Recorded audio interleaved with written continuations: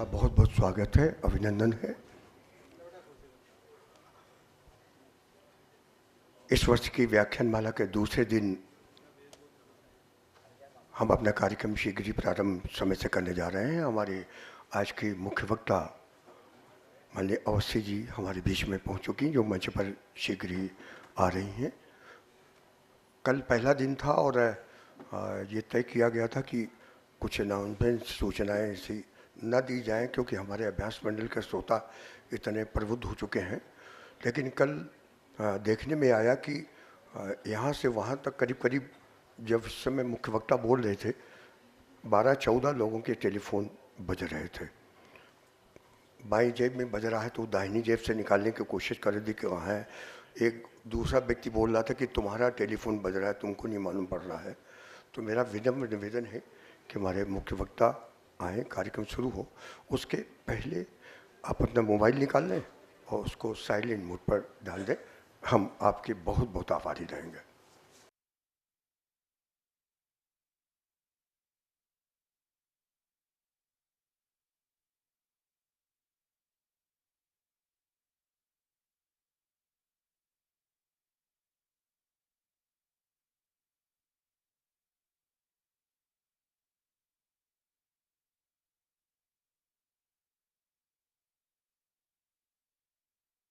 कि 300 वर्षवीं जयंती है ये उनको, लोक माता अहिल्या, जिन्होंने हमें हमारे बीच में शरीर से न होकर के भी मन से, वाणी से, कर्म से, वचन से हमारे बीच में है।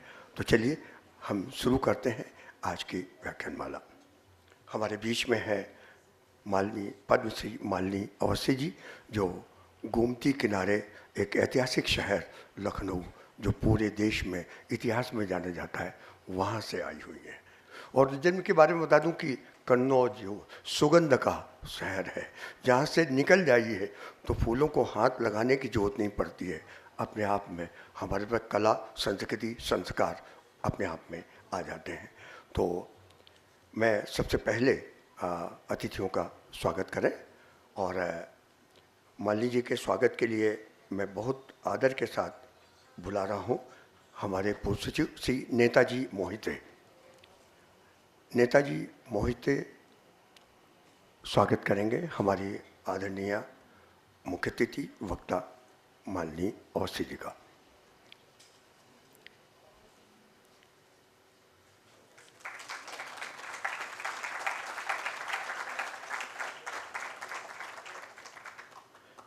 वैशाली खरे जी आए और शोभा जी का स्वागत करें। वैशाली खरे।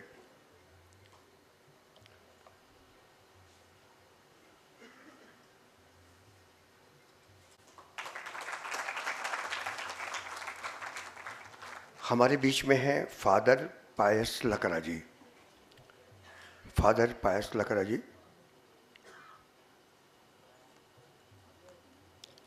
आपसे निवेदन है कि ताई हमारे बीच में आई हुई है और हम सब की तरफ, हमने कभी इंदौर की ताई कहा था, और देखिए वो पहले हिंदी साहित्य सम्मेलन प्रयाग के अधिवेशन में सुना, फिर इंदौर फेस्टिवल, लिटरेचर फेस्टिवल हुआ, उसमें सुना। और जब माला जी ने कहा कि मालिनी जी कन्नौज की पैदाइश से, तो मैंने कहा मेरे घर से सिर्फ कुल मिलाकर के 25 किलोमीटर दूर। तो ये अवध की माटी और मालवा में यहाँ पर मिल रहे हैं। अभ्यास मंडल के बारे में बहुत अधिक बताने की ज़रूरत नहीं है। एक ऐसी संस्था जो 65 वर्षों की यात्रा, और ऐसी सफल यात्रा जन सामान्य को अपने साथ में लेके चलती है। एक हाथ नहीं, दोनों हाथ मिला करके अभ्यास मंडल के साथ चलते हैं। और वैचारिक मशाल इनके हाथ में होती है। कोई राजनीतिक मशाल नहीं, आर्थिक मशाल नहीं, किसी प्रकार की विवाद की मशाल नहीं है, वह है वैचारिक मशाल। वैचारिक मशाल के माध्यम से यहाँ इंदौर में जो नर्मदा का जल हम पी रहे हैं, 80 किलोमीटर दूर से तमाम नदियों, घाटियों और पहाड़ों को पार करके लाया गया है। इतिहास रख दिया। वहाँ तक लाने का शुरुआत किसने की, बीड़ा किसने उठाया? अभ्यास मंडल के ये तमाम जन समुदाय, उन्होंने कहा यहाँ पर होना चाहिए। शिक्षा में तमाम विकृतियां होती हैं, उसमें सुधार होना चाहिए। वीणा किसने उठाया? अभ्यास मंडल ने। नारी सशक्तिकरण के ऊपर चलना है, उनको आगे बढ़ाना है। किसने आवाज़ दी? शोभा जी जानती हैं, अभ्यास मंडल ने। इंदौर स्वच्छता में 7वां आसमान छू गया, लेकिन तमाम कभी कहीं कह देते हैं कि यातायात में हम पीछे जाते हैं। युवा वर्ग को लाना, यहाँ हमारे सिपाही लोग बैठे हुए हैं, यातायात में सुधार लाना, लोगों को कैसे चलना चाहिए, किस प्रकार से, ये सिर्फ हमने सिखाया नहीं, बल्कि दूसरों को बताने के लिए हमारी सभ्यता क्या है, हमारा संस्कार क्या है, ये किसने बताया? अभ्यास मंडल ने। 65 वर्षों के उस समय के लोग हैं जिन्होंने सबसे पहले ये बीज बोया था, और आज एक विशाल वृक्ष इतने वर्षों में देश के जाने माने वैयाकरण, शिक्षा जगत, राजनीति, समाज, अर्थशास्त्र, शायद ही कोई ऐसा विषय हो जिससे संबंधित विद्वान लोग हमारे बीच में नहीं आए। और किसी भी विद्वान ने ये नहीं कहा जब अभ्यास मंडल ने बुलाया, हर व्यक्ति ने ये कहा कि जब अभ्यास मंडल से बुलावा मिला है तो मैं अपने आप को गौरवान्वित समझ रहा हूँ कि ऐसी संस्था मुझे बुला रही है जो जन सामान्य के द्वारा चलाई जा रही है, किसी राजनीति के द्वारा नहीं है, और यहाँ आकर के गर्व का अनुभव किया है। ऐसी संस्था, उनकी ताकत, ये हमारे बीच में लोग बैठे हुए हैं। आज उनके बीच में हम ये कहें, लोक के आलोक में भारत, यहाँ पर ये बताने की ज़रूरत नहीं है कि कौन सा किस जगह का रहने वाला है। कश्मीर से कन्याकुमारी से लेकर के पूर्व से पश्चिम तक कला, संस्कृति, विचार, इन सब को लेकर के पोषित करके जिनसे हम लाभान्वित होते हैं, ऐसे विचारी मानसों से आज उसी कड़ी में आप हैं। मैं आपकी अनुमति हो तो एक छोटा सा परिचय जो पत्रकार आलोक वाजपेयी के माध्यम से मुझे संगीत कर सका, आपका परिचय छोटा सा दे दें। मालिनी अवस्थी भारत में लोक संगीत का पर्याय है। सिर्फ लोकगीत गाती नहीं है, उनकी पर्याय है आप। उनकी मधुर प्रस्तुतियों ने अवध और बनारस के लोक संगीत को देश के सांस्कृतिक रडार पर लाने का उन्हें श्रेय दिया जाता है। मालिनी जी ने भारतीय लोक संगीत को पुनर्जीवित करने के लिए कड़ी मेहनत की है, जो लगभग मृतप्राय सी हो चुकी थी। अपने श्रमसाध्य प्रयासों से इसे गैर अभिजात वर्ग तक पहुंचाया। भारत सरकार ने उन्हें नागरिक सम्मान 2016 में पद्मश्री से इसीलिए सम्मानित किया। जिस जोश और उत्साह के साथ मालिनी जी गाती हैं, उनके संगीत को एक अनूठी गुणवत्ता प्रदान करता है। वो अपनी आवाज़ के माधुर्य का आश्चर्यजनक रूप से उपयोग करती हैं, सूक्ष्म स्वर की खोज करती हैं। उनके समृद्ध प्रदर्शनों की सूची में लोक संगीत के असंख्य रूप शामिल हैं, जैसे दादरा, कजरी, झूला, होली, चैती, सोहर, बन्ना, विवाह, धोबिया, बिरहा और निर्गुण आदि। ठुमरी की प्रतिपादिक पद्म भूषण गिरिजा देवी की शिष्या मालिनी बनारस घराने की ठुमरी गायिकाओं में शीर्ष स्थान पर है। उन्होंने उच्चतर सप्तकों में कई गीतों को मधुरता से गाया है, गरिमापूर्ण सहजता के साथ प्रदर्शन किया है, जिससे एक कोमल आवाज़ की सावधानी पूर्वक देखभाल करके कैसे प्रस्तुत किया जाए, ये संकेत का पर्याय है मालिनी गौतम। अपनी गजल और सूफी गायकी के जरिए वो खूबसूरत लखनऊ के पुराने विश्व आकर्षक उत्तर प्रदेश की गंगा जमुनी तहजीब के लिए प्रतिध्वनि पैदा करती हैं। बहुमुखी अनुशीलन मालिनी जी की खूबी है। ये प्रसिद्ध फिल्म निर्माता और कलाकार मुजफ्फर अली द्वारा आयोजित प्रसिद्ध जहान-ए खुसरो के लिए एक नियमित कलाकार हैं। रूमी और हजरत और अमीर खुसरो उनकी सूफी संगीत एल्बम में काफ़ी सराहा गया। टाइम्स म्यूजिक ने मालिनी अवस्थी के साथ 3 संगीत एल्बम पुरवैया, होली और नन्ही नन्ही बूंदिया ने बहुत प्रसिद्धि पाई, जो काफ़ी हिट है। 2009 में पंडित हरिप्रसाद चौरसिया ने मुंबई में पुरवैया की शुरुआत की थी। मालिनी जी ने मशहूर बैंड मेडिवल पंड के लिए उनके एल्बम हेलो हेलो में गाया और उनका फ्यूजन गाना टॉनिक दुनिया भर में हिट हुआ। एक बात और बता दें, बड़ी महत्वपूर्ण है, लता जी का संबंध इंदौर से है। जब भारत रत्न लता मंगेशकर जी से उनके 80वें जन्मदिन पर पत्रकारों ने ये पूछा कि आपके दृष्टिकोण में वर्तमान में संगीत की प्रतिभाओं में कौन है, तब लता जी ने अपनी पसंदीदा में किसका नाम लिया था? मालिनी अवस्थी का नाम लिया था। ये हिंदुस्तान टाइम्स 19 सितंबर 9 में प्रकाशित भी हुआ है। भातखंडी विश्वविद्यालय लखनऊ से हिंदुस्तानी संगीत में स्नातकोत्तर उन्होंने भारतीय लोक संगीत की समृद्ध विरासत को फैलाते हुए पूरे देश में बड़े पैमाने के साथ उसका प्रदर्शन किया है। ICCR से मान्यता प्राप्त कलाकार उन्होंने, हमने तो यहाँ सुना है भारत में, America, Britain, England, Fiji, Mauritius सहित विश्व के तमाम देशों में आप दौरा कर चुकी हैं। भारतीय संस्कृति और कला को वहाँ तक आपने पहुँचाया है और लोगों ने करतल धुन से आपकी कला का वहाँ पर सम्मान किया है। उन्हें ठुमरी, दादरा, गजल शैली में प्रस्तुत करने के लिए सिर्फ वो देश जिसके बारे में हम लोग अक्सर कुछ सोचते हैं, पाकिस्तान ने भी बुला करके और आपको सम्मानित किया है। ये गौरव की बात है। अपनी बात को समाप्त करने के छोटा सा दे दें कि फिल्मों में कहाँ कहाँ जय हो छठ मैया कितना प्रसिद्ध है। भोजपुरी में जाते हैं ना लोग, झूम उठते हैं। यहाँ पर विजयनगर में जब ये बात होती है, भोले शिव शंकर, बम बम भोले, एजेंट विनोद, और एक नाम तो बहुत अच्छा प्रसिद्ध आप लोगों ने सुना होगा, दम लगा के है ये वो है।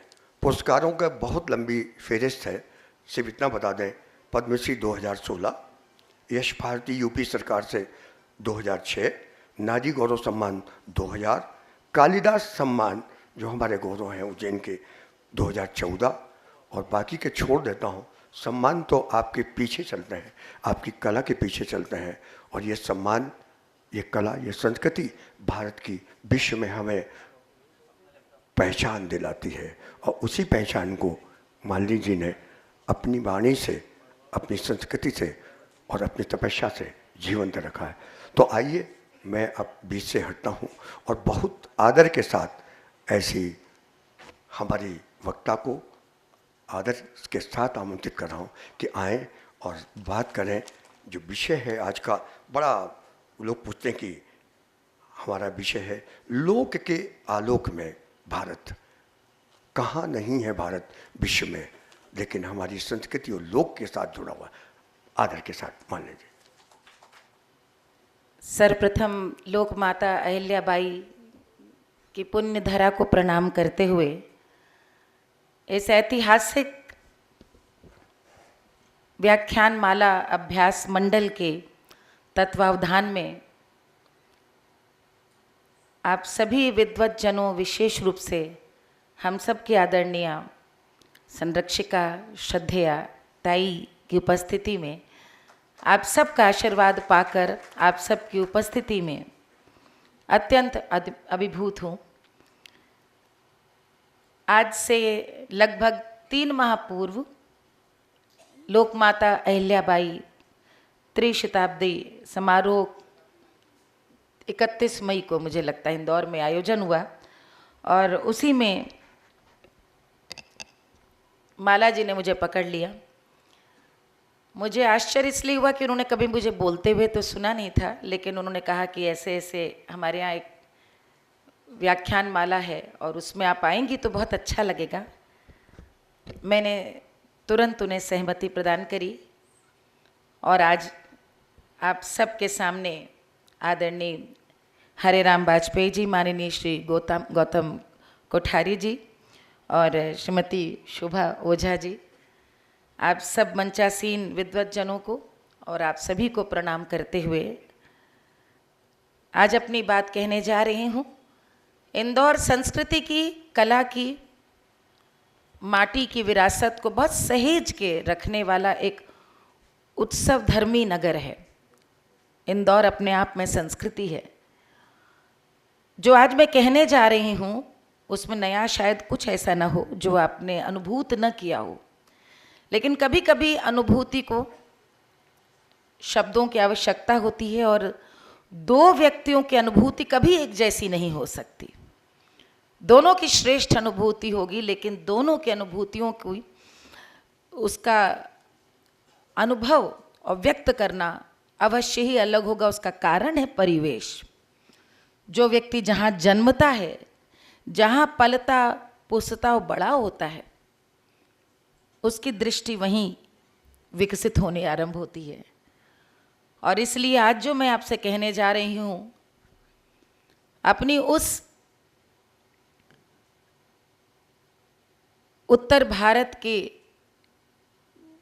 शैशव स्थली कह सकती हूँ, समस्त आर्यावर्त की संस्कृति की, उसकी पालना गंगा जमुनी सरजू और राप्ती मैया की जो पूरी धरती है, बड़ा भाग्य मेरा जो मेरा वहाँ जन्म हुआ। और बहुत कुछ देखने का अवसर मिला, क्योंकि पिताजी चिकित्सक थे जिनका तबादला एक ज़िले से दूसरे ज़िले होता रहता था। सरकारी डॉक्टर थे तो अधिकतर जीवन जिला अस्पताल के कैंपस में ही रहते हुए बीता, जहाँ पर हमारे लिए जब हम बहुत प्रसन्नता से माँ को कुछ बताने घर में आते थे तो सामने इमरजेंसी में कोई रोती हुई माँ रिक्शे पे अपने पुत्र को लेकर के जा रही होती थी, तो दोनों आँखों से सुख दुख संवेदनाएं उन्हें देखते हुए हम बड़े हुए। और विवाह भी हुआ तो पति प्रशासनिक सेवा में थे। सरकारें भी ऐसी रहीं उत्तर प्रदेश में जिनकी बड़ी कृपा रही कि कभी कहीं 6 महीना, कभी कहीं 8 महीना। इस नाते उत्तर प्रदेश का छक करके आनंद लिया हमने।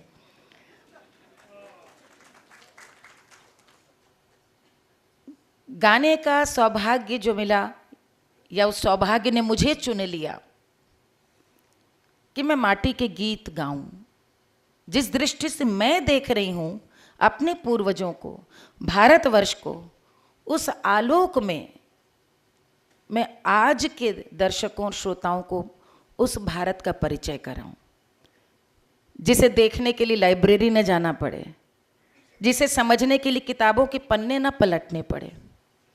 उन गीतों को सुने और बार बार प्रणाम करें कि क्या हमारे पूर्वजों ने कैसा जीवन जिया, कि पूरा भारतीय जीवन मूल्य और जीवन दर्शन कैसे लोक संस्कृति में निचोड़ के गूंथ के हमारे सामने ऐसे परोस दिया, और हम जान ही नहीं पाए कि हम जो जीवन जी रहे हैं ऐसा भी इसलिए रच के गए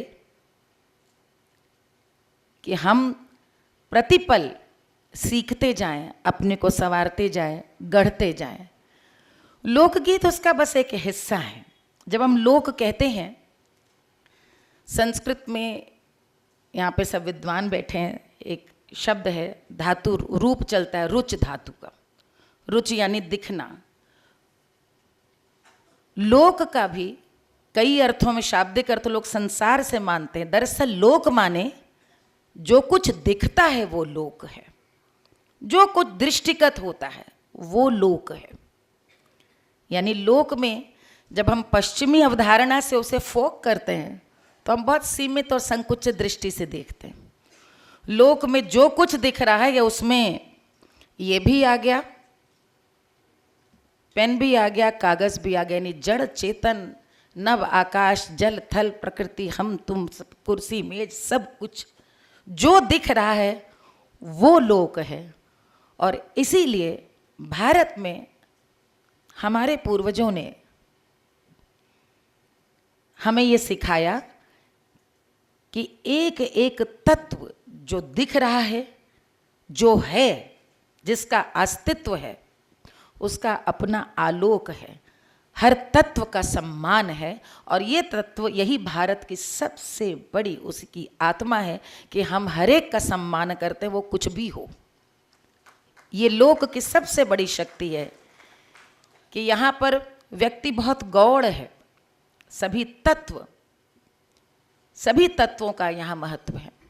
अब क्या दिखता है, तो सबसे पहले हम अपनी दृष्टि यदि देखें तो मैं आपको सबसे आरंभ करती जा रही हूँ। चैतन्यता तो दिखती है, प्राणी है, मनुष्य है, बाहर निकलेंगे तो फूल पत्ती में भी चैतन्यता है। लेकिन जड़, पत्थर, उस पत्थर में भी चेतना देखना। हमारे यहाँ आप लोग जानते होंगे जब भी कोई मांगलिक अवसर होता है तो हमारे यहाँ विवाह में परंपरा है कि तालाब की नई मिट्टी, जो खुदी मिट्टी हो, उसको खोद करके पुरखिनें घर लाती हैं और उस गीली मिट्टी से चूल्हा बनाती हैं। और पुरखों को न्योतने के लिए जो सबसे पहली रस्म किसी भी मांगलिक जनेऊ हो, यज्ञोपवीत हो या विवाह हो, उस सबसे पहले उसी पे उड़द की दाल पीस कर बड़े बनाकर पुरखों को न्योता जाता है। ये पुरखों को न्योतने की जो परंपरा है, ये देखिए कैसा लोक है। जो जा चुके उन्हें सबसे पहले न्योता है, और कहाँ से? जड़ मिट्टी को लेकर उसमें चैतन्य का आवाहन, गीत गाकर जड़ में चैतन्य का आवाहन। आप समझें कैसा लोक है, कैसा आलोक है। गीत हमारे यहाँ गाते हैं पुरखों को न्योतने का। 5 पान 9 नारियल सरगे जबाटई आजा पर पाजा रे बाबा तुम रो न्योतारी न्योतारी। आजा पर पाजा, 5 पीढ़ियों को न्योता है। 5 पान 9 नारियल। भूइया भवानी भूदेवी, भूइया भवानी बिजलेश्वरी माई। जिस गांव में भी हैं वहाँ के जो ग्राम देवी हों, विंध्यवासिनी हो, जो भी हों, भूइया ए माई बिजलेश्वरी माई तुमरो न्योता रे इसरा बिसरा कन्याकुमारी न्योता रे। इसरा बिसरा जिनको भूल भी गए हों उनको भी न्योत रही हूँ कि आ जाना। कुंवारी कन्याओं को, गांव भर की कुंवारी कन्याओं को न्योता है। अब आप आगे जो मैं गा रही हूँ कि ग्राम गीत है, ग्राम गीत के भाव देखिए। न्योता लंबा गीत है, लेकिन इसको विशेष रूप से उल्लेख कर रही हूँ क्योंकि लोक के आलोक में भारत, हमारे पूर्वजाओं ने कैसा जिया। आंधी पानी लड़ाई झगड़ा तुम रो न्योता रे। आज कहते हैं बी पॉजिटिव, हमारे पुरखिनों से सीखना चाहिए। आंधी पानी लड़ाई झगड़ा तुमको भी न्योत रही हूं, क्योंकि बिना आए तो मानोगे नहीं, तो प्रसन्नता से आओ। मांगलिक अवसर बिना उसके पूर्ण कहाँ। आंधी पानी लड़ाई झगड़ा तुम रो न्योता हो, होठ बिच कौनी भौं सी कोरिनी तुम रो न्योता रे। जो यहाँ पर आकर के भौं सिकोड़ने वाली यही इंतजाम करा है। जो आज घर जाकर के कहने वाली हैं बोली तो ठीक ऐसे ही वैसे था, तो जो होंठ बिचकाने वाले हैं उनको भी न्योता है। ये देखिए अभ्यास मंडल की ओर से मैं ही न्योता दे रही हूँ। इस गीत को मैंने आपको इसलिए सुनाया कि पहला तो लोकाचार, गीत को गाने के पहले लोकाचार क्या है कि पोखरे की, तालाब की, नदी के किनारे की मिट्टी को लाना, घर की स्त्रियों का उसको पानी लगा करके माड़ना, उसका चूल्हा बनाना, अग्नि में उसको पवित्र करना, और फिर पुरखों को न्योतने के लिए जो बड़े बनाए जाते हैं साथ मिलकर करना, साथ मिलके गाना। ये जड़ता से एक मिट्टी में चैतन्यता का आवाहन, पुरखों का आवाहन। अनिष्ट की जहाँ जहाँ संभावना दिख रही है, पानी न बरसे, आंधी ना आए, उनको भी न्योता है। आओ, मैं सबको बुला रही हूँ। लोग कहते हैं कि नकारात्मकता की चर्चा मत कीजिए। हमारे यहाँ कितना बड़ा हृदय, कितना बड़ा विशाल चिंतन रहा है कि मांगलिक अवसर में, यदि मैंने गीत पहला इसीलिए ये उठाया है कि यदि आज आप समझ सकें कि कितने व्यवधानों, संकटों संघर्ष के बावजूद यदि भारतवर्ष आज अपने वजूद पर कायम है, क्योंकि विश्व में किसी भी राष्ट्र की ये दृष्टि नहीं है जो भारतवर्ष की है। सबको उदारता से आमंत्रण है, आओ। ये लोक की पहली शक्ति। दूसरी सबसे बड़ी जो विश्व भारत से सीखता आया, आज भी सीख रहा है, हमारे लिए वसुधैव कुटुंबकम है। पूरी सृष्टि एक परिवार है, और पूरी सृष्टि एक परिवार है ये हम सिर्फ मानते नहीं हैं, समय समय पर इसको साबित करते आए हैं। अभी भारतवर्ष के प्रधानमंत्री जी पोलैंड गए थे। पोलैंड का किस्सा आप सबको पता ही है, किस तरह से वहाँ पर जब विश्व युद्ध के समय किसी ने भी शरण नहीं दी थी तो जामनगर के किसी ने जहाज़ नहीं रोका, और तब जामनगर के महाराजा ने न सिर्फ शरण दी, अपने यहाँ रखा। जब युद्ध समाप्त हुआ तब वे वापस गए। आज जामनगर के महाराजा की वहाँ मूर्ति बनी है जहाँ प्रधानमंत्री गए। पोलैंड जैसा देश विश्व परिवार है। यहाँ पर किसी भी व्यक्तिगत जाति धर्म वर्ग की बात नहीं कर रही हूँ। जब परिवार कह दिया तो उसमें सभी आ गए। इसे छोटे छोटे उदाहरणों से बता करके मैं परिवार का महत्व छोटा नहीं करना चाहती, लेकिन मैं मूलतः गायिका हूँ। मैं आपको आज गायन के द्वारा हमारे जो पूर्वजों से गीत मैंने सुने उनके माध्यम से बताऊंगी कैसे किस प्रकार से वसुधैव कुटुंबकम। एक गीत हमारे यहाँ मिलता है,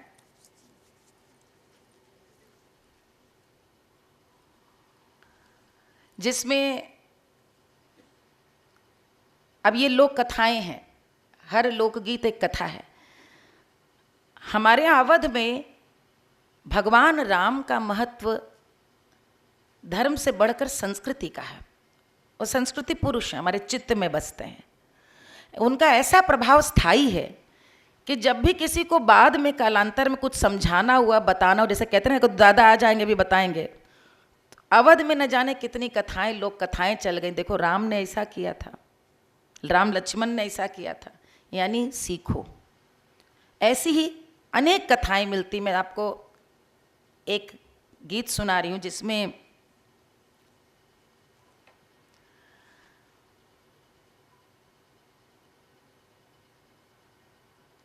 ढाक के पेड़ के नीचे एक हिरन खड़ा है,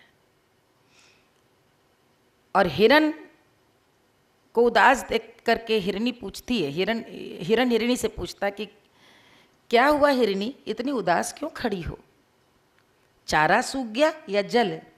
और हिरनी कहती, ना रे ऐसा कुछ नहीं है, मैंने सुना है कि यहाँ के राजा का एक पुत्र हुआ है और वन भर के जितने हिरन हैं उनको मारने का आदेश हुआ है। मेरे हिरन वो देखो बहेलिया आ रहा है, तुम भी नहीं बचोगे।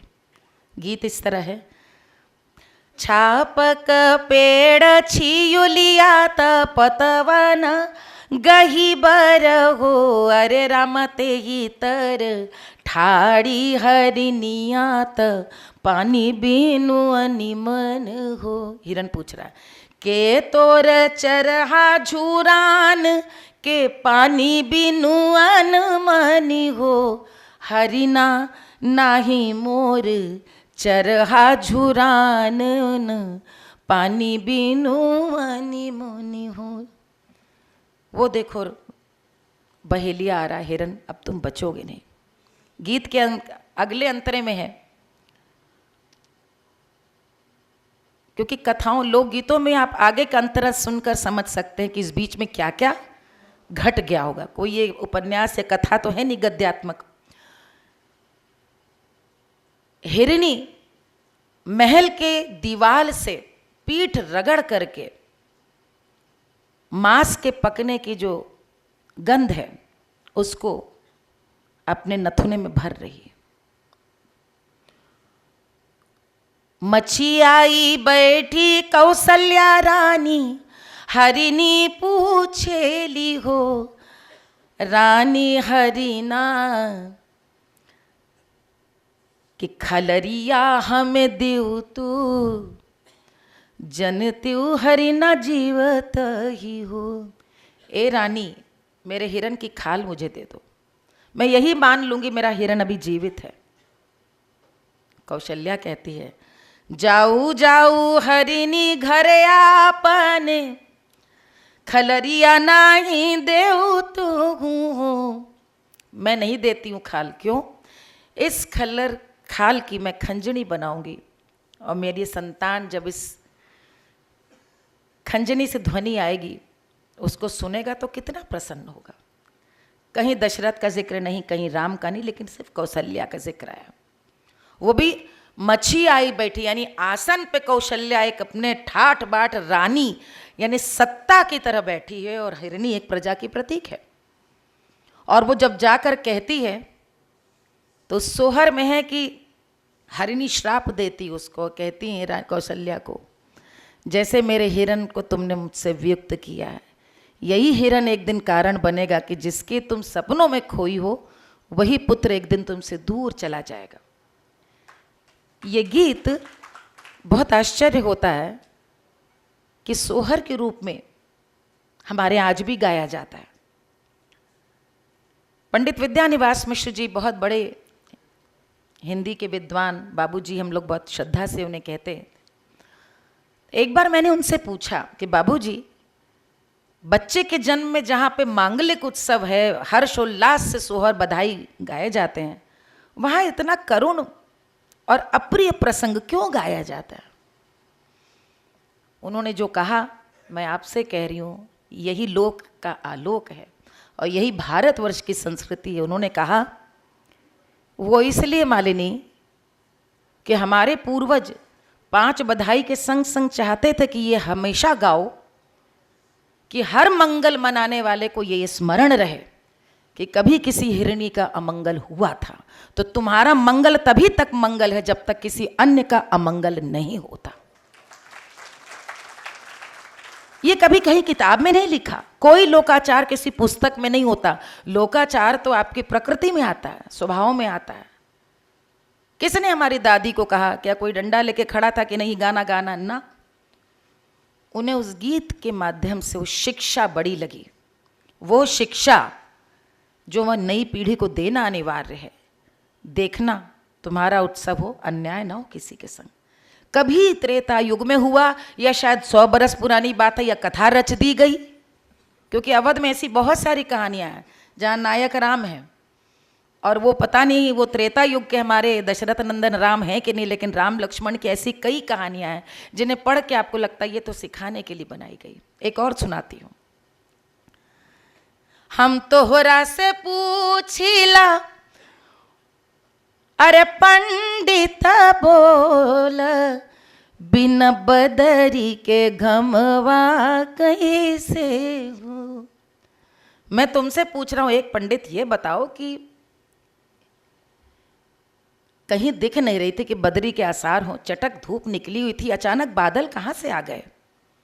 ये हमारे यहाँ का रोपनी का गीत है, धान की रोपाई का गाना है। पंडित कहता है, अरे तुम्हें नहीं पता राम लक्ष्मण आज आखेट करने निकले।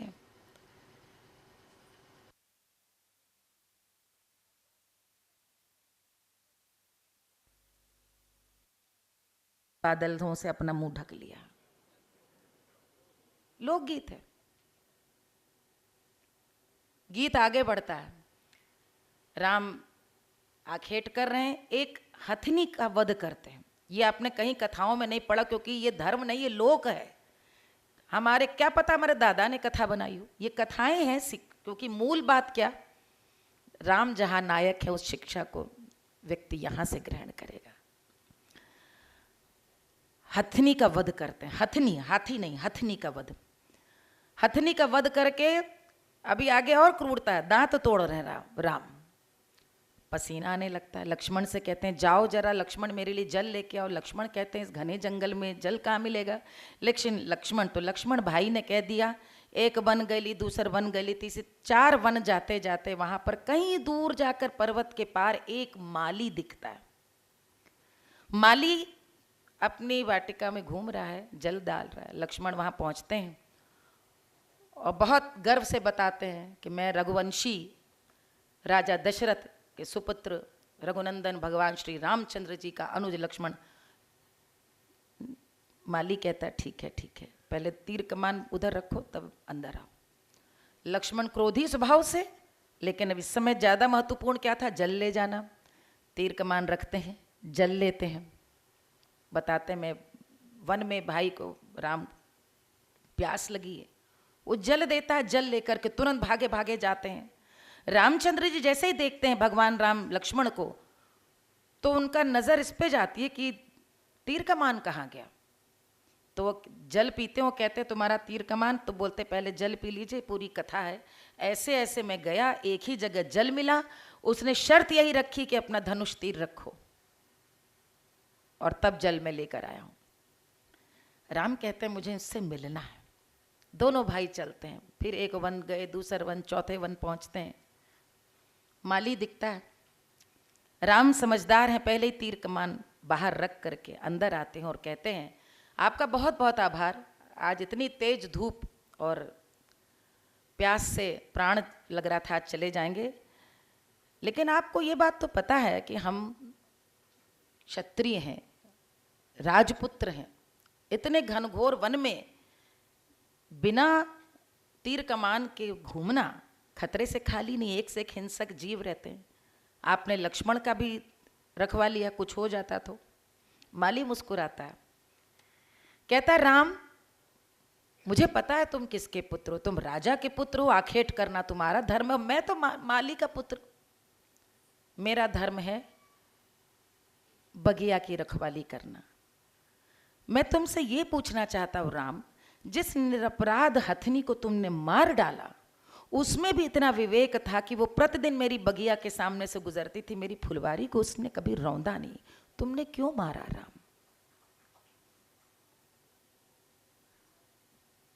गीत की महानता सिर्फ यहां तक नहीं, यदि आप ताली बजा रहे हैं, गीत की महानता यहां है कि राम वहीं पर माली के चरणों पे गिर के फूट फूट के रोने लगते हैं। और राम कहते हैं जो ज्ञान दे वो गुरु है। आज आपने मुझे वह ज्ञान दिया कि आज से यह क्षेत्र अवध कहलाएगा, किसी का वध नहीं होगा। अवध बिहारी। आज समाज को खांचों में बांटने वाले ये गीत की कथा नहीं सुनाएंगे, जहां राजा और राम माली के चरणों में गिरकर क्षमा मांग रहे हैं, गुरु का पद दे रहे हैं और अहिंसा का वचन वहीं पर दे रहे हैं। यह है वसुधैव कुटुंबकम, जहां हिरणी के प्राणों का इतना बड़ा महत्व है कि वो हिरणी की इतनी शक्ति है कि वो कौशल्या को श्राप दे सके। यह वसुधैव कुटुंबकम है, जहां वो आदर्श समाज है जहां कोई जाति धर्म भेद नहीं है, जिसके गुण है वही महान है, जहां एक हथनी का वध पे एक माली राजा को भी कटघरे में रख सकता है। यह भारत है, यह भारत है। और इसलिए मुझसे अभी इंटरव्यू में लोग पूछते हैं, जबकि आपने तो शास्त्रीय संगीत सीखा, आप लोक गीत क्यों गाती हैं? तो मैं उनको क्या बताऊं कि चुनरिया, बिजुरिया, कंगना लोकगीत ये नहीं है। उससे कितनी गहरी, कितनी उदात्त हर पल हमको गढ़ती, हमें संवारती और सिखाती चलती है। आप लोकाचार देखें, गांव में आज भी पूर्वज उठते हैं तो सबसे पहले भूमि को प्रणाम करते हैं। उन्हें न्यूटन से नहीं सीखना था कि पृथ्वी में गुरुत्वाकर्षण, मालूम था धरती माँ है, ये देती है, सबसे पहले उसी को कृतज्ञता, भूमि को प्रणाम। और आप देखें जितना हम पढ़ते जा रहे हैं उतना लोकाचार में संस्कृति से दूर होते जा रहे हैं। आज भी आप देखिएगा ड्राइवर जब गाड़ी में बैठता है उसे मालूम है वो यंत्र है, लेकिन जैसे ही वो गाड़ी की ड्राइविंग सीट के पीछे आता है तो सबसे पहले स्टीयरिंग व्हील को प्रणाम करके अपने को सौंपता है कि मैंने सौंप दिया अब तुम्हारे। ये समर्पण भाव, ये भारत है। जो कुछ दे उसको माँ माँ माँ का सम्मान। सारी नदियों को माँ, कौन इतना देता है? माँ सिर्फ जल थोड़ी देती है, नदियाँ जहाँ जहाँ से गुजरती हैं धन धान्य से पूर्ण करती जाती हैं। उनकी वजह से अन्न है, उनकी वजह से पर्यावरण है। माँ है, गाय माँ है, धरती माँ है। ये संस्कृति हर चीज में, आज एक दुखद पक्ष ये है कि हर बात में हमारे यहाँ उपहास हर चीज का बिना आधार जाने मजाक उड़ाने लगे। अर्थ समझेंगे तो हर चीज समझ में आएगी। दूसरा सबसे बड़ा, अपना कितना भी अहित हो जाए, लेकिन भारतीय जीवन दर्शन या भारतीय मूल्य सबसे बड़ा रहा है परोपकार का, लोक कल्याण। जीवन वही है जो दूसरे के लिए। आज आप जितने पौराणिक, ऐतिहासिक, सांस्कृतिक पुरुषों को 10,000 के इतिहास से लेके आज 2024 तक स्मरण कर लीजिए, जिसने जीवन दूसरे के लिए जिया, इतिहास समाज ने उसी को याद रखा।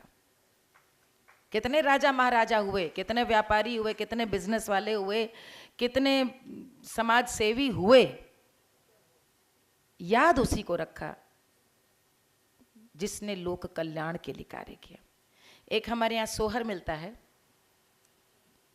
मैं आपको इसीलिए गीतों से बताती हुई चल रही हूँ कि मैं ये कहने की भी जो मेरी आज बुद्धि या शब्द मिले हैं, ये कहीं जो मैं आपको बता रही हूँ किताबों में नहीं है। गीत जैसे जैसे मुझे मिलती गई तो मेरी दृष्टि अपने आप खुलती चली गई। इतना सुंदर गीत है।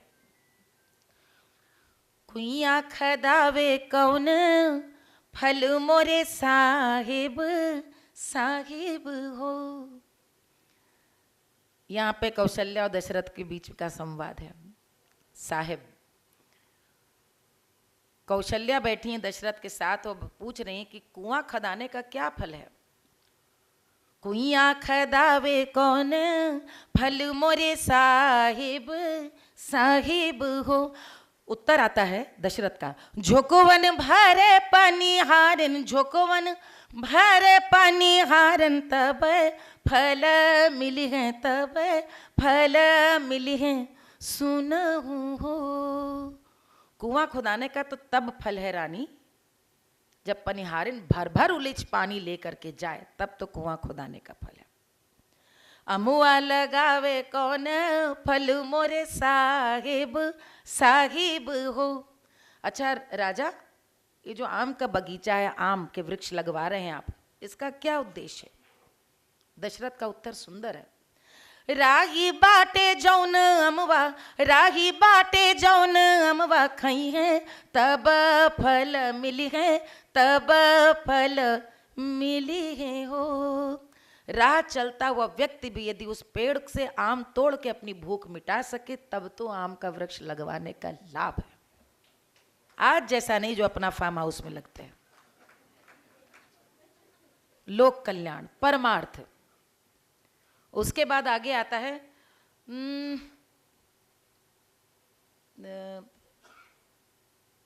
तालाब हो गया, सारे सारे परोपकार पे इसी तरह आता जाता है। तीसरा आता है पूता जन्म में कौन फल मोरे साहिब साहिब हो। कौशल्या का बहुत प्रतीक्षा के बाद संतान हो रही है,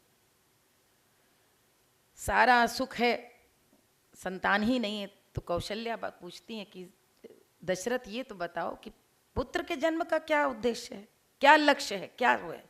पूता जन्म में कौन फल मोरे साहिब साहिब हो। दशरथ का उत्तर सुनिए। दुनिया मंगल जब माँ नहीं है, दुनिया मंगल जब माँ नहीं है, तब फल मिली है, तब फल मिली है सुनहु हो। तुम्हारे पुत्र के या संतान के, हमारे संतान के जन्म से जब संसार में मंगल हो, संसार में को सुख और आनंद पहुंचे, तब जानना कि सृष्टि में संतान को लाने से उद्देश्य सार्थक हुआ। जो स्वामी विवेकानंद कहते थे कि संतान के जन्म के पीछे भी ये उद्देश्य हो, वंश बढ़ाना नहीं, उसके होने से संसार का कल्याण हो रहा है कि नहीं। तब संतान के जन्म का भी लेना सार्थक है। ये हमारे यहाँ गीत किसी सिलेबस में नहीं है। ये हमारे यहाँ के गीत किसी रिकॉर्डिंग कंपनी ने रिकॉर्ड नहीं किए हैं। ये हमारे ये गीत किसी किताबों में नहीं है। शायद मिलेंगे आपको तो उनमें जो पीएचडी स्कॉलर्स हैं, जिन्होंने लोक अध्येता होंगे, उनकी किताबों में मिलेगा, वरना नहीं मिलेगा। तो ये गाने कहाँ से आए? इन्हें किसने अमर रखा, किसने संरक्षित रखा?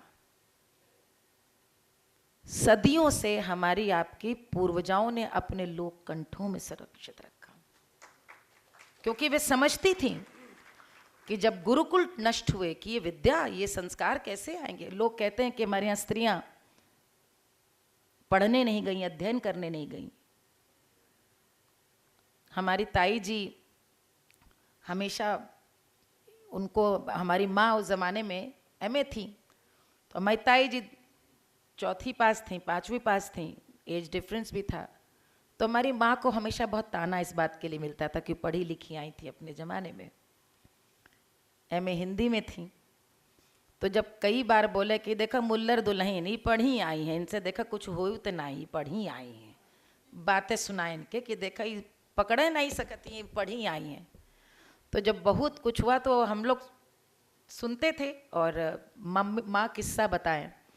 तो हमारी दादी ने ताई जी लोग को बोला कि अरे ठीक है, छुन्नू दुल्हन दुल्लर दुल्हन ये पढ़ी है, लेकिन तुम लोग कढ़ी तो हो। कितनी सुंदर बात कि ये पढ़ी है लेकिन तुम लोग कढ़ी हो, संस्कारित हो। संस्कृति है, संस्कृति के ऐसी विद्या है, और वही शिक्षा असली शिक्षा है जिसका महत्व हमारी आपकी पूर्वजाओं ने सीखा, समझा। अब आप देखिए, हम लोग हमेशा कहते हैं, कोरोना में भी हमारा महामंत्र क्या था? सर्वे भवन्तु सुखिनः, सर्वे सन्तु निरामया, सर्वे भद्राणि पश्यन्तु, माँ कश्चित् दुःख भाग् भवेत्। जो हमारा जो किट भी था कोविड का, उसमें भी यही लिखा रहता था।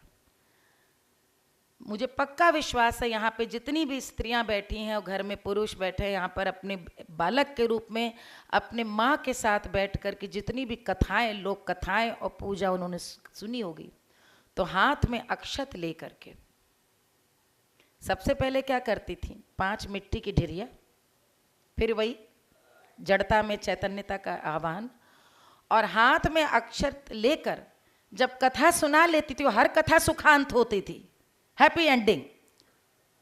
उसके बाद अंत में क्या होता था? जैसे उनके दिन बहुरे वैसे सबके दिन बहुरे। क्या सुंदर जीवन दर्शन है।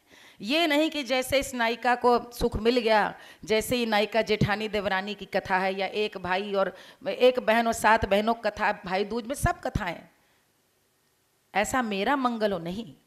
जैसे कभी इस कथा में इस नायिका का मंगल हुआ, इस परिवार के साथ सुख हुआ, सबके दिन बहुरे, ये कह करके अक्षत छोड़ती हैं। क्या अद्भुत कामना है। सबके दिन, मेरा भला हो नहीं, मेरे परिवार का नहीं, सबका मंगल हो। ये भारत की लोक संस्कृति है और आज भी यही है। और इसको जो मानता है उसे दुख भी सहना पड़ता है, बहुत सहना पड़ता है। आज भी भारत भी सह रहा है,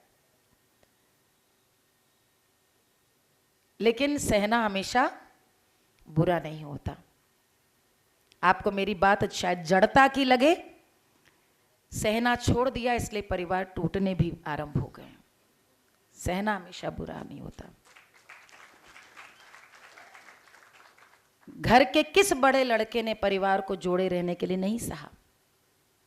जो योग्य है वो सहता है, आगे बढ़ने के लिए सहता है, अपने गुरु की बातों में सुनता है, जितनी कठोर परीक्षाएं होती हैं वो सहता है। ये सहन शक्ति कमजोरी नहीं, शक्ति है। और सहने की शक्ति में यदि भारतवर्ष का आदर्श रखूं तो विश्व में किसी ने इतना नहीं सहन किया जितना भारतवर्ष ने सहन किया, और सहने के कारण आज भी टिका हुआ है। उस सहने में उसकी कमजोरी नहीं, शक्ति है, क्योंकि उसके बाद भी उसने अपने स्व को बचा के रखा। ये इतनी रोचक संस्कृति है कि आपको मैं एक विषयांतर करके बता रही हूँ, क्योंकि मैं लखनऊ से हूँ, जैसे आपने बताया अवध, वहाँ पर संस्कृतियों का पूरा एक बड़ा सुंदर मेलजोल हुआ, वो सब प्रकार का असर हुआ उस पर। जैसे फैज़ाबाद में, अयोध्या में मिरासिनें आप जानते गाना गाती थीं, जो पहले बधाई लेकर गौनिहारिनें घर में आती थीं, तो मिरासिनें जाती थी हमारे मुस्लिम समाज में। उनका एक बहुत सुंदर ब्याह का गीत है, सुहाग, जो हमारे यहाँ सुहाग गाते हैं। आप खाली उसके 2 लाइन सुना के आगे चल रही हूँ। सिया रानी का चल सुहाग रहे, ये वहाँ मुस्लिम समाज की जो औरतें हमारे यहाँ स्त्रियाँ हैं, बहनें, मिरासिनें गाती हैं। सिया रानी का चल सुहाग रहे, राजा राम के सिर पर ताज रहे, राजा राम के सिर पर ताज रहे, सिया रानी का अचल सुहाग रहे। आप गंगा जमुनी कहें, भारत की सुंदर संस्कृति कहें, लेकिन ये हमारी ताकत है, ये हमारा लोक है।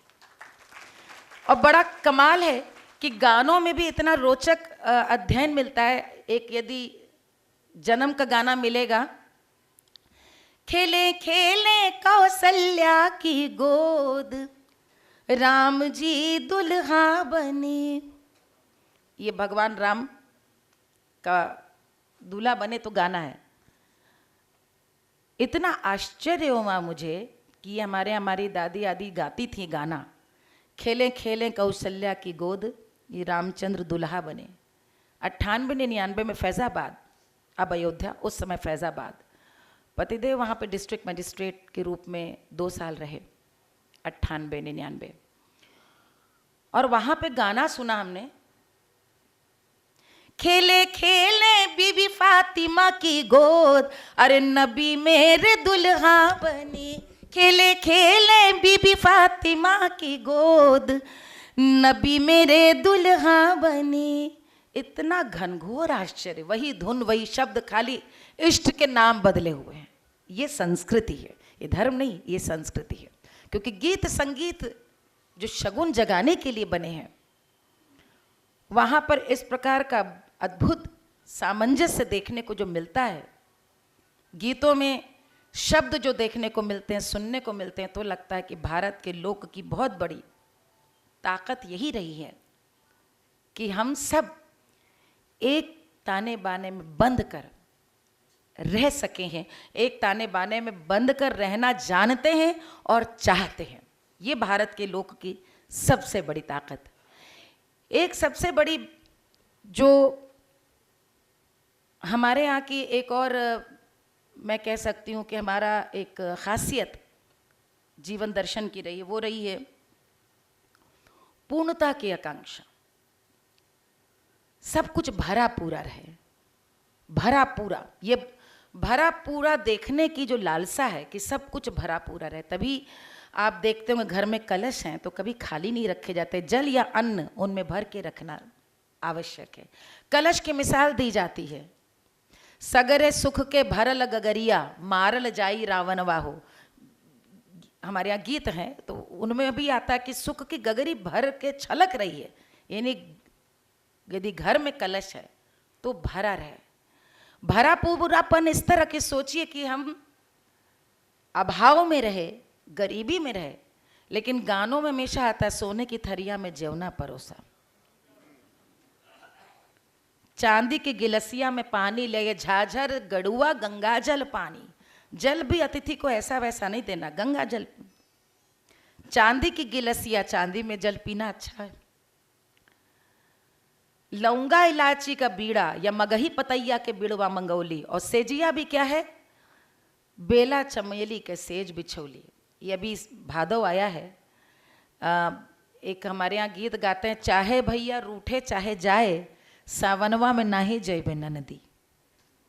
मनाने आया है भाई लेकिन नहीं जाऊंगी, इतनी प्रसन्न है ससुराल में अपने पति के संग, तो वो कहती है कि बेला चमेली की सेजा बिछौली, चाहे भैया सोवे चाहे जाए, सावनवा में नाही जयबे नदी, चाहे भैया रूठे चाहे जाए सावनवा में नाई जैबे ननदी। ये भरा पूरापन देखने की जो दृष्टि है, हम तो पत्तल में रहने वाले, मिट्टी खपरेल के घर में रहने वाली हमारी पूर्वज थे, लेकिन गानों में जिक्र कहाँ से आया? क्योंकि अतिथि को जो देना है वो सर्वश्रेष्ठ देना है, संपूर्णता के साथ उसका आदर करना है, उस आदर के संग उसमें भाव जाए। जैसे शबरी का उदाहरण हम सबके सामने है। आज बसो शबरी घर रामा, बेर मुकोइया के भोग लगावे और कुछ नहीं सबरी घर रामा। कुस के गुदरी सेज बिछौना लौट करें प्रभु यही पे विश्रामा। है कुछ नहीं, भाव है, लेकिन वो भाव भी पूरी तरह से संपूर्णता का है, एक सबकी साझेदारी भी। कोई भी गीत, कोई उत्सव आप यदि देखें, आज क्यों आप मिस करते हैं कि विवाह में पहले वाला आनंद नहीं आता? क्योंकि हमारे यहाँ दो प्राणियों का उत्सव है ही नहीं। विश्व से जो भारत को सबसे अलग करता है कि दो परिवार एक होते हैं, और उन दो परिवार को जुड़ते हुए देखने के साक्षी होते हैं अशेष परिवार, पूरा लोक। उस लोक के आलोक में दो परिवार एक होते हैं, और ये दो परिवारों का एक होना, वहां पर सबका आशीर्वाद अनिवार्य है, सबका। नाउन जहां पे झगड़ा करके अपना नेग मांगे, जहां धोबन आएगी वो सुहाग देगी, तभी सुहाग पूर्ण होगा। जहां पे राम कहते हैं कि मलिया के गयो मलिया न मिलो, सेहरा बिन कुंवारे हम रहे। बजजा घर गयो बजजा न मिलो, जामा बिन कुंवारे हम रहे। यानी संपूर्णता, कैसे ब्याह कर लूं, कैसे विवाह कर लूं, सब आए। अभी जन्माष्टमी 2 दिन पहले बीती है। एक हमारे यहाँ सोहर गाते हैं कृष्ण भगवान का, जिसके शब्द हैं जसुदा के भय नंद लाला, बधावा लाई मालनिया। मालन लाई फूलवारे तमोलन बीड़वारे। तमोलन आप जानते हैं, पान वाले जो हमारे यहाँ उत्तर प्रदेश में तमोलन बोलते हैं। और पान आप जानते हैं मंगल का सूचक है, उसके बिना नहीं। मालन लाई फूलवारे तमोलन बीड़वारे, तमोलन बीड़वारे। अरे अच्छा सा लहर पटोर लैयाई पटहारनिया। जसोदा के भय नंद लाला, बधावा लई मालनिया। मालन देत आशीष वारे, अरे तमोलन भरे आंगनवा, तमोलन नाचे भरे आंगनवा।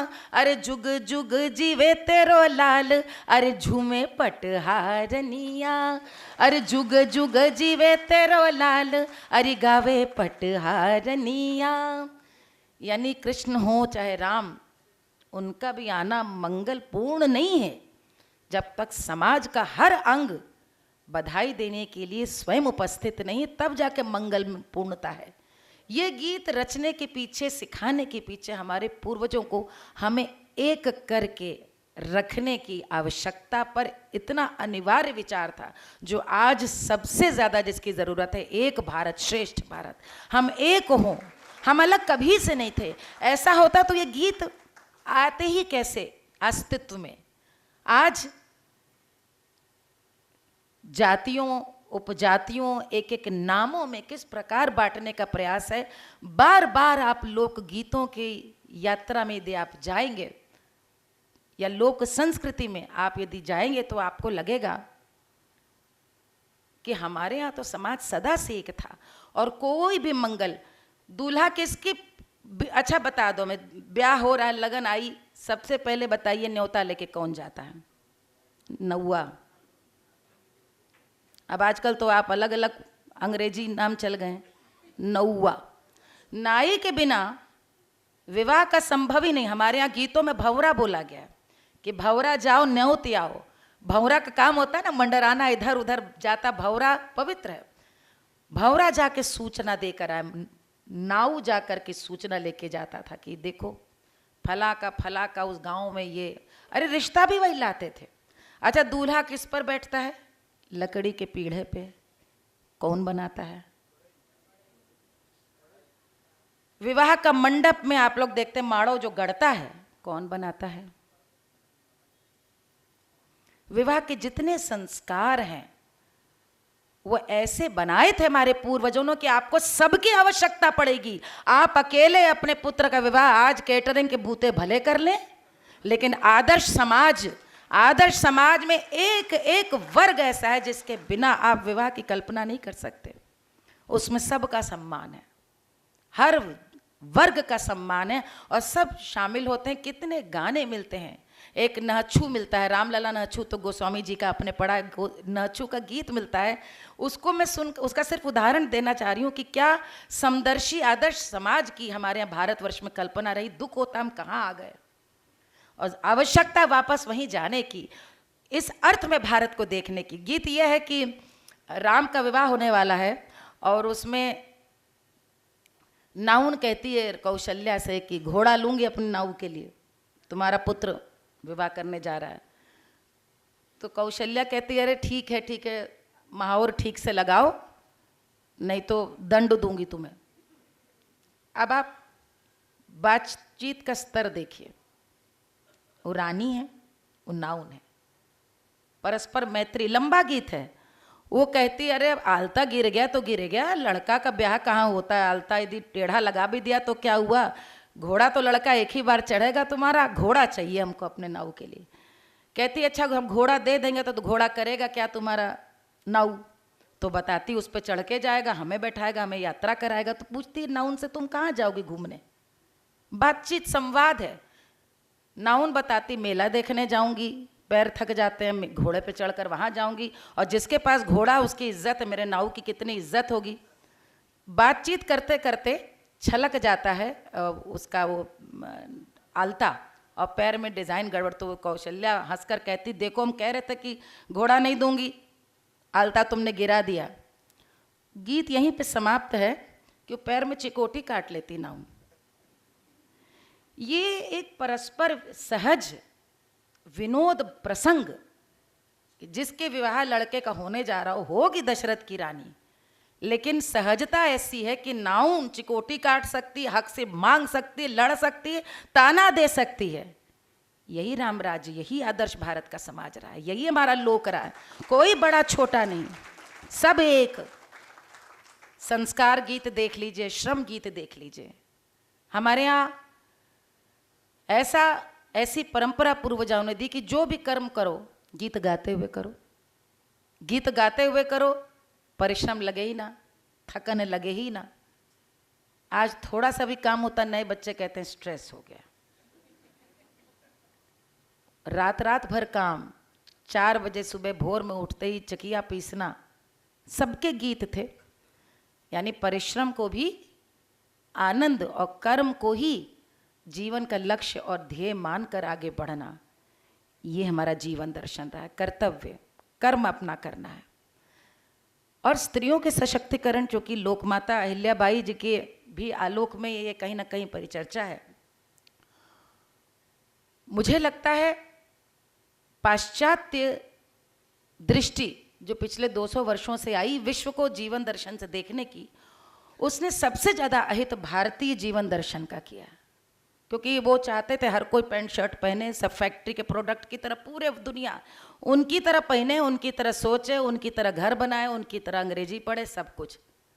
उसमें हमने बड़ी निजता खोई है, बहुत आहुति दी हमने अपनी सोच विचार की। कहीं जाओ तो पहले बच्चे कोई बताना, चुपचाप से बैठो, कोई मांगे बिना मांगे कुछ लेना नहीं, कुछ दें तो भी मना कर देना, खाने को कहें तो भी मना कर देना, बिना पूछे कहीं जाना नहीं। एटिकेट्स सीखते सीखते हमने आत्मीयता को तिलांजलि दे दी। पहले याद करी कौन बिना पूछे तो सब जाते थे, न चिट्ठी न पत्री, बस कुंडी खटखटाई, घर में आ गए और आए तो बिना खाए जाएंगे नहीं। ये लोक है हमारा, कोई आया है तो पूरी तरह परिवार, इसे हम न खोएं। और इसमें जो पाश्चात्य दृष्टि ने भारतवर्ष को सौतेलेपन से देखा, उसमें सबसे बड़ा हित स्त्रियों की जो स्थिति थी उसको लेकर एक बड़ा ही विद्वेषपूर्ण रवैया पश्चिम में रखा। हमारे यहाँ के जितने भी श्रम गीत आप देखें, जितने गीत देखें, आपसे मैं पूछती हूँ, पूर्वोत्तर भारत से लेकर नीलगिरी की पहाड़ियों तक खेत में धान काटती, धान बोती, चाय के बागान पे कहीं पे आपको पुरुष दिखते कि स्त्री? बस जवाब देना मेरे को, सच में। लेकिन किसान आप किसको कहते हैं? पुरुष को। दो सर पे पगड़ी, धोती कुर्ता, कंधे पे हल, ये पुरुष। कितने गाने हमारे यहाँ कंधे से कंधा मिला के नहीं तो शायद ज़्यादा स्त्रियां काम करती रहीं, क्योंकि स्त्रियों का काम सिर्फ खेत का नहीं है। गाय बछिया को भी देखना है, वो बीमार हो गई तो उनको दवा दिखवाने जाना है, मुर्गी पाल रहे हैं तो घर में क्या क्या, जिसको आप एनिमल हस्बेंड्री आज बोलते हैं, जितना भी गो पालन, सब कुछ सब स्त्रियां देखती रहीं। लेकिन हमारे यहाँ किसी भी श्रम को हम लोग, मतलब एक अलग ही चर्चा निकल जाएगी स्त्री सशक्तिकरण का जो हमारे यहाँ विषय है। उस स्त्री सशक्तिकरण में कितने हम लोग गाने गाते हैं। गाना आता है हम लोग क्या, अरे रिम झिम बरसत पनिया चली धान रोप धनिया। आप धनिया माने ये धनिया के पत्ती वाला नहीं, पूरब में हमारे यहाँ धनिया बोलते हैं बड़े प्रेम से स्त्री को। धनिया माने पत्नी, डियर वाइफ। रिम झिम बरसत पनिया चली धान रोपे धनिया। एक यहाँ पर समभाव, सहयोगी वाला भाव, आओ पानी बरस रहा, हम तो मिल करके धान की रोपाई करते हैं।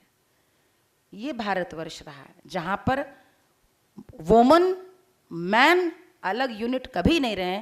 हमारे यहाँ पति पत्नी परिवार एक एक रहें, एक दृष्टि, एक ही सृष्टि, एक सोच, एक जीवन दर्शन अलग अलग करके जब देखना शुरू आज कर दिया लोगों ने पश्चिम के कारण, वहीं परिवारों में विघटन आ गया है। एक हैं, एक सोच करके आगे चलें तो मुझे लगता है कि जो भारत में हमारे पूर्वजों का, हमारी पूर्वजाओं का जो मंतव्य था कि भारत में कितना हो संकट आ जाए, जो ज्ञान परंपरा है हमारी, लोक कथाओं में, लोक गीतों में, लोकाचार में, ये अक्षुण्ण रहे। आपको तो पता भी नहीं चलता था, पूजा के बाद आपकी दादी आपको तुलसी का पत्ता खिला देती थी, आप इसीलिए ग्रहण करते थे कि प्रसाद है। ये तो कोरोना में पता चला ना कि क्या पी रहे थे, क्या खा रहे थे। हमारे यहाँ शीतला मैया नीम के वृक्ष पे वास करती हैं। कोई गांव का वृक्ष पेड़ नहीं मिलेगा आपको घर जहां पे नीम का पेड़ ना लगाओ। आज भी गांव देखिए, नीम के पेड़ के बिना कोई घर नहीं है, क्योंकि नीम का पेड़ मतलब आरोग्य, एकमात्र ऐसा वृक्ष है जिसकी छाल, फल, डंडी, पत्ती सब औषधि, उन्हें मालूम था। अब गीत गाते थे, निमिया के डार मैया डारी री हिंडोलवा रे मैया झूली झूली ना, कि मैया मोरी गावेली गीतिया के झूली झूली ना। यानी देवी वास करती है नीम पे। देवी यानी शक्ति, शक्ति यानी एनर्जी, ऊर्जा। देवी और क्या है? जो हमारी चिकित्सा करे, हमें रोग मुक्त करे, वही तो देवी है। नीम के पेड़ पे देवी वास करती हैं। तुलसी हो, नीम हो, बाकी तो छोड़ दीजिए। हर भारतीय रसोई एक औषधालय है। कभी आपने इस दृष्टि से सोचा? आपको तो पता भी नहीं कि आपको क्या क्या खिला पिला करके स्वस्थ करके जो आप रखे और कोरोना से बच गए हम, उसका सबसे बड़ा कारण हमारी वो रसोई है जहाँ दादी पेट में दर्द हुआ तो अजवाइन मल देती थी, दर्द हुआ तो हल्दी दूध, बुखार हुआ, हरारत हुई तो हल्दी दूध लगा पिला देती थी। अस्पताल का मुंह नहीं देखना पड़ता था, उसी मसालदानी में सारी औषधियाँ थीं। और जब कोविड आया, सारे अस्पताल दवाइयाँ फेल हो गई। काम क्या आया? वही काढ़ा जिसको आप बड़ा बुरा मन बनाकर पीते थे। ये ज्ञान परंपरा है। और भारत के इस ज्ञान परंपरा को विश्व ने भी समझा। मतलब वो बड़ा हम लोग इंटरेस्टिंग एक रील आई थी कि बाहर वो बोले थे कि they have found a formula in form of some drink, it's called kadha. उस समय अमेरिका में उस पर बड़ी चर्चा होती थी कि ये लोग कुछ पीते हैं और उससे ठीक हो जाते हैं, और फॉर्मूला है कि ये मिलाओ वो मिलाओ, उसको पी के वो भी बेहतर महसूस करेंगे क्योंकि उसमें सब गर्म चीज़ें हैं। ये जो अमेज़ॉन पे एक दिन अमेरिका मेरे देवर ने दिखाया बिकने के लिए, तो देखा कि नीम टूथब्रश, उसमें लिखा था हर्बल टूथब्रश $10 का, दातून बिक रही थी, नीम की दातून। कहने के पीछे उद्देश्य यही है, बहुत हंसी उड़ा ली गई हम लोगों की, बहुत हीन भावना से ग्रस्त करा लिया गया, बड़ा अपमान कर लिया गया। आने वाला समय भारत का है और भारत की इसी लोक परंपरा की दृष्टि से विश्व को भारत को देखने और समझने की आवश्यकता है। लेकिन विश्व को हम तब दिखाएंगे जब हम देखेंगे, अपने बच्चों को दिखाएंगे, आने वाली पीढ़ी को उसके लिए तैयार करें कि हम जो आज आप बता रहे हैं वो हम बहुत पहले कर चुके।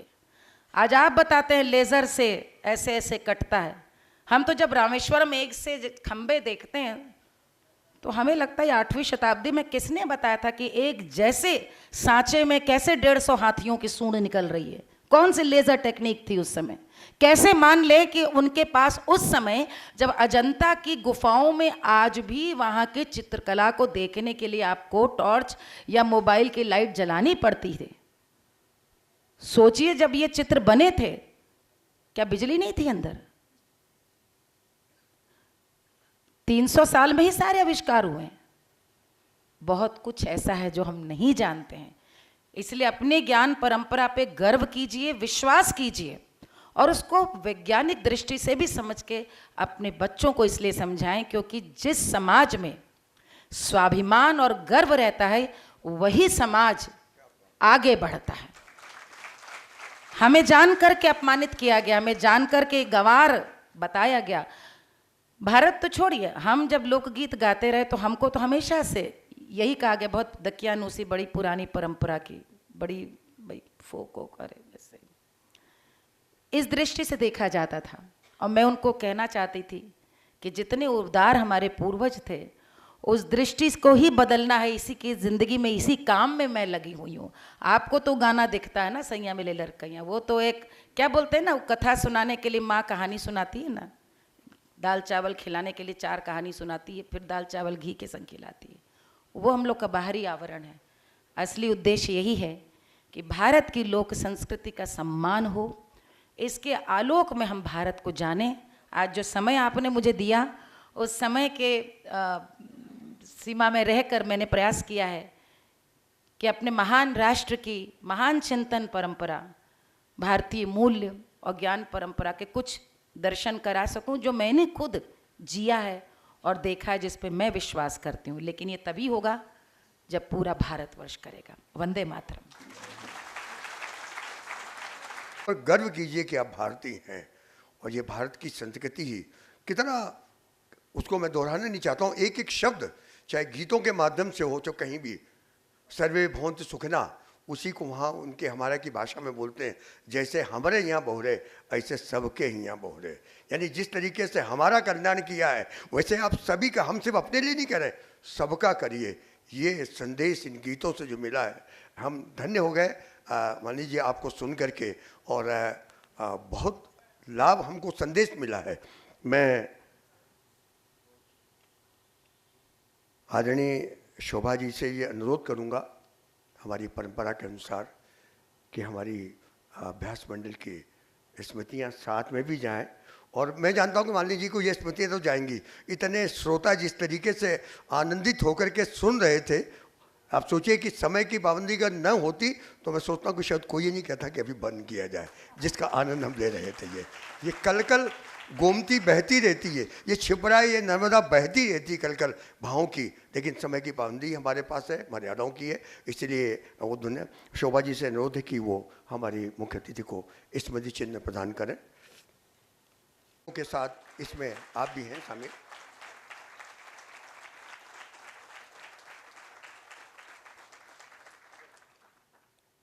श्रोताओं के प्रति आभार व्यक्त करेंगे, उसके बाद हम राष्ट्रगान भी करेंगे उसमें भी कृपया आप रहेगा। न्यायमूर्ति श्री राजेश बिंदल जी हमारे बीच में होंगे और आज ताई हमारे बीच में, तो चाहूँ कि ताई तो जब भी आ जाए आशीर्वाद दे दे तो हमको बड़ा अच्छा लगता है। महापौर जी कल होंगे और शांतन केमकर जी जैसे विद्वान भी हमारे बीच में होंगे, उनका कल हम सानिध्य प्राप्त करेंगे। और अब सबके प्रति और वक्ता के प्रति हमारे उपस्थित परम आदरणीय ताई, हमारे आज की मुख्य वक्ता भारतीय लोक गायिका पद्मश्री मालिनी अवस्थी जी, शोभा ओझा जी, आज के संचालनकर्ता हरिराम वाजपेयी जी, हाल में उपस्थित सभी प्रबुद्धजन मित्रों, बहुत रसास्वादन आप लोगों ने किया। मैं इस संबंध में और अधिक कुछ न कहते हुए आप सभी का आभार व्यक्त करता हूं कि आप पधारे और आपने इस आयोजन को बहुत गरिमामय बनाया। उसके लिए अभ्यास मंडल की ओर से मैं आप सबका आभारी हूं। जय हिंद, जय भारत।